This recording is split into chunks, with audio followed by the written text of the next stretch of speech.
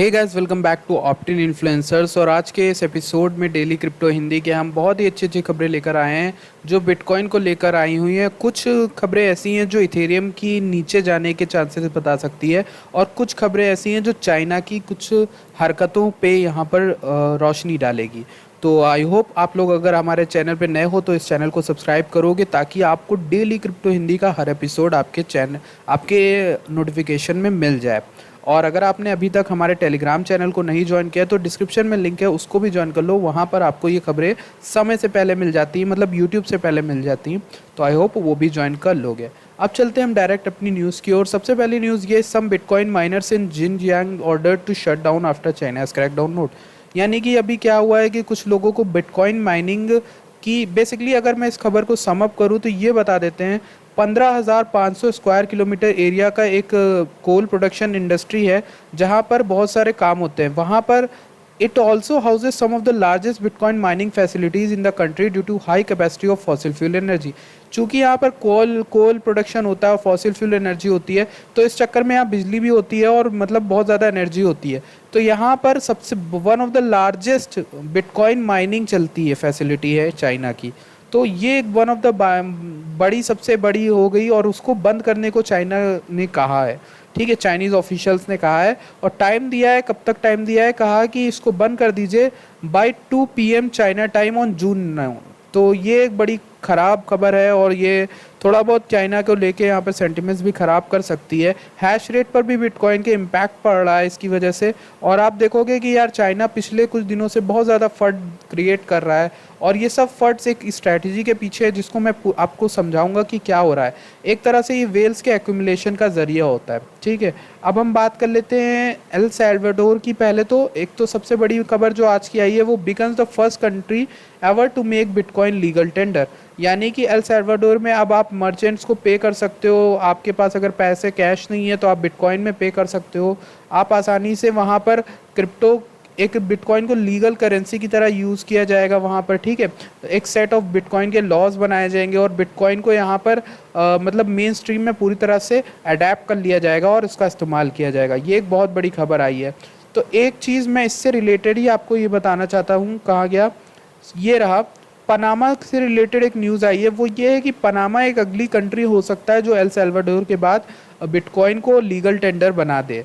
देखिए यहाँ पर बोला है कि जून 8 के ट्वीट में Silva emphasize the significance of Panama not being left behind by Bukele's progressive crypto plans, which also includes removing capital gain tax on Bitcoin in El Salvador. According to a rough translation, Sylvia ने कहा था, "This is important and Panama cannot be left behind." कहा Panama पीछे नहीं रह सकता अगर El Salvador इन सब में आगे है।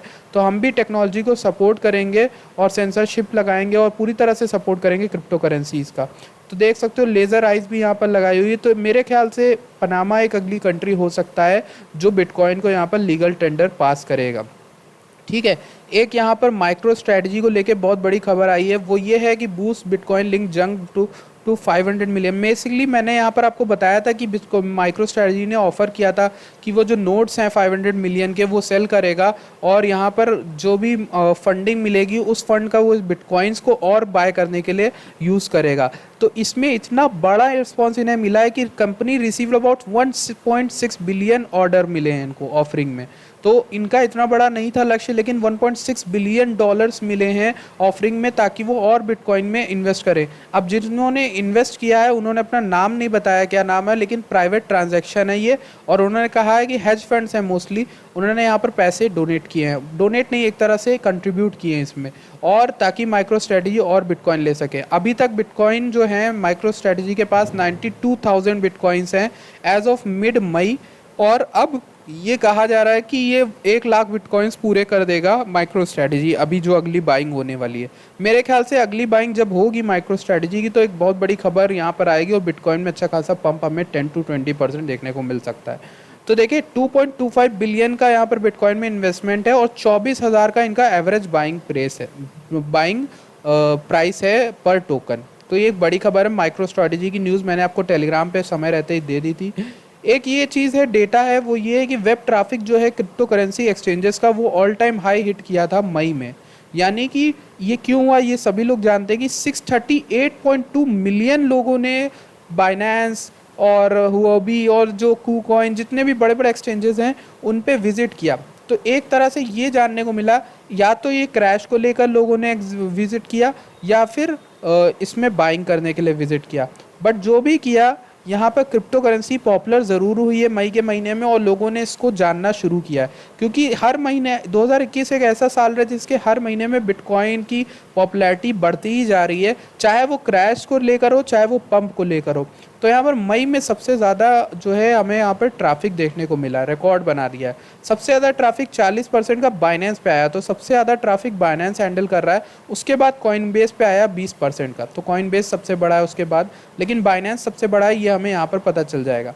Chinese government agency issues blockchain development road map. Chinese government MIIT जो है, ministry of industry information technology China में, उन्होंने एक डॉक्यूमेंट इशू किया है जिसमें उन्होंने रोड मैप बताया कि वो कैसे ब्लॉकचेन टेक्नोलॉजी का इस्तेमाल करेगी।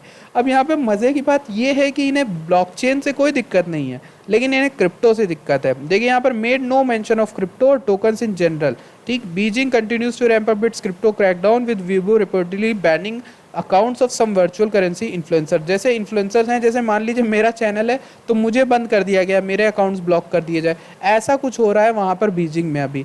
तो क्रिप्टो ट्रेडिंग के खिलाफ हो गए हैं, बट वो ब्लॉकचेन जो बेसिकली जो टेक्नोलॉजी है क्रिप्टो के पीछे की, उसको वहाँ पर अडेप्ट करेंगे, उसको आगे लेकर जा रहे हैं अपनी कंट्री में। तो ये चीज़ है। चाइना का भी अलग ही भाई गेम खेल रहा है, समझ ही नहीं आता इसका कुछ। तो यहाँ पर इसके बाद नेक्स्ट है हमारा Ethereum whales are still holding ETH accumulated since October 2020। अब देखिए ये आर्टिकल बहुत इंपॉर्टेंट है इथेरियम को लेके। वो इसलिए इम्पॉर्टेंट है क्योंकि देखिए इथेरियम को 2020 के अक्टूबर से वेल्स जो है एक्यूमुलेट कर रहे थे। अब ये कैसे प्राइस को गिरा सकता है? लोग अभी भी होल्ड करें पर गिर कैसे सकता है? देखिए बेसिकली ये हो रहा है कि इथेरियम को लोग बाय कर रहे हैं अक्टूबर 2020 से, और अभी तक बाय किए। मई में डाउनफॉल आया, उसके बाद भी इथेरियम को और लोगों ने बाय किया, और इथेरियम को बेसिकली बाय करते ही जा रहे हैं, करते ही जा रहे हैं, करते ही जा रहे हैं। ठीक, और जिन्होंने बाय कर लिया है 1000 से 10,000 वॉलेट्स वाले जो इथेरियम है, वो उन्होंने कभी भी अभी भी तक बेचा नहीं अपना इथेरियम, वो होल्ड ही करे हुए हैं। ठीक, और वो वेट कर रहे हैं कब BTC एक अच्छा मूव दिखाए, तब जाके हम waiting to bitcoin to make a move, तब जाके हम अपना प्रॉफिट बुक करें थोड़ा बहुत। ठीक, लेकिन वो लोगों का ये है कि उनके विश्वास इथेरियम पे बहुत बना हुआ है, और इस वजह से एक डिक्लाइन आ सकता है। क्यों आ सकता है? देखिए बात यह है कि अगर बिटकॉइन ने कुछ भी यहाँ पर फंड क्रिएट होता है, ठीक है, इस तरह से जितनी तरह से इन्होंने होल्ड कर रखा है, उतने सारे कॉइन्स जो हैं वो यहाँ पर बेसिकली एक साथ अगर बिक गए, या फिर उनमें एक भी कैपिटलेशन इवेंट हो गया, तो वो वहाँ पर ब्रेकआउट कर सकता है और नीचे की तरफ ला सकता है। ठीक है, इतने सारे इथेरियम अगर यहाँ पर बंद रहे, अब मैं आपको समझा देता हूँ क्यों नीचे गिराएगा।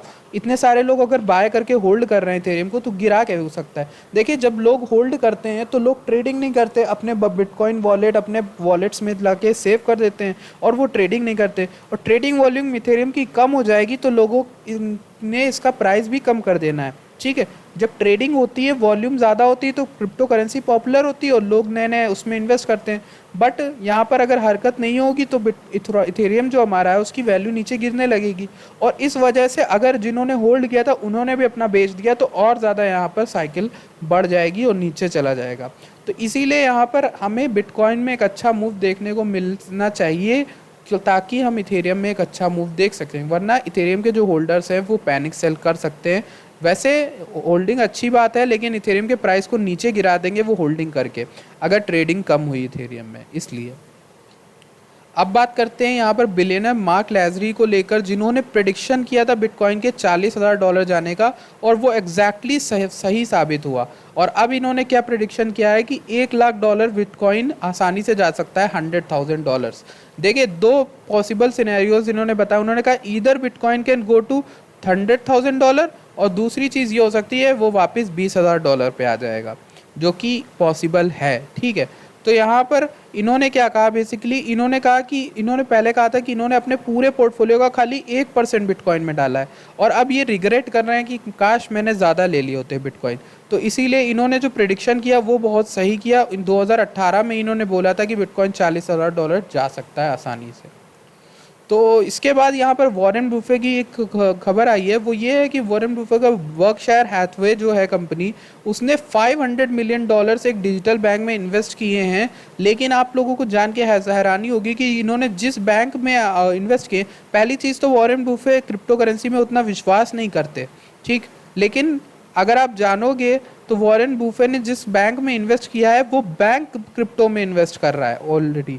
तो अब मुझे लगता है कि यहाँ पर वॉरेन का थोड़ा बहुत यहाँ पर जो है झुकाव हो रहा है क्रिप्टो की तरफ से।